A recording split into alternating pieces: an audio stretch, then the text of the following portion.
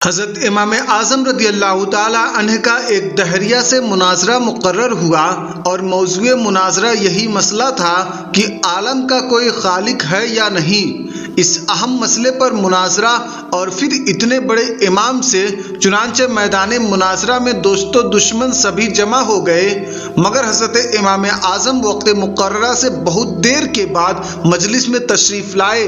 दहरिया ने पूछा कि आपने इतनी देर क्यों लगा दी? आपने फरमाया कि अगर मैं इसका जवाब यह दूं कि मैं एक जंगल की तरफ निकल गया था, वहां एक अजीबो गरीब वाकया नजर आया जिसको देखकर मैं हैरत में आकर वहीं खड़ा हो गया। और वह वाकया यह था कि दरिया के किनारे एक दरख्त था। देखते ही देखते वह दरख्त खुद ब खुद कटकर जमीन पर गिर पड़ा, फिर खुद ब खुद उसके तख्ते तैयार हुए, फिर उन तख्तियों की खुद ब खुद एक कश्ती तैयार हुई और खुद ब खुद दरिया में चली गई, और फिर खुद ब खुद वह दरिया के इस तरफ के मुसाफिरों को उस तरफ और उस तरफ के मुसाफिरों को इस तरफ लाने और ले जाने लगी। फिर हर एक सवारी से खुद ही किराया वसूल करती थी। तो बताओ कि तुम इस बात को यकीन कर लोगे?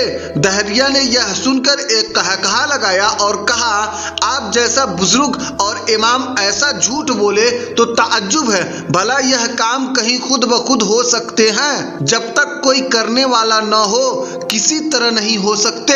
हजरत इमाम आजम रज़ियल्लाहु ताला अन्हु ने फरमाया कि यह तो कुछ भी नहीं है, तुम्हारे नजदीक तो इससे भी ज्यादा बड़े बड़े आलिशान काम खुद ब खुद बगैर किसी करने वाले के तैयार होते हैं। यह जमीन, यह आसमान, यह चांदो सूरज, यह सितारे, यह बागात, यह सदा किस्म के रंगीन फूल और शीरी फल, यह पहाड़, यह चौपाए, यह इंसान और यह सारी खुदाई बगैर बनाने वाले के तैयार हो गई है। अगर एक कश्ती का बगैर किसी बनाने वाले के खुद ब खुद बन जाना झूठ है, तो सारे जहां का बगैर बनाने वाले के बन जाना उससे भी झूठ है। दहरिया आपकी तकरीर सुनकर दम बखुद हैरत में आ गया और फौरन अपने अकीदे से तायब होकर मुसलमान हो गया। इस वाक़े से हमें सबक मिलता है कि इस कायनात का यकीनन एक खालिक है जिसका नाम अल्लाह है, और वजूदे बारी का इनकार अक्ल के भी खिलाफ है। नीज यह भी मालूम हुआ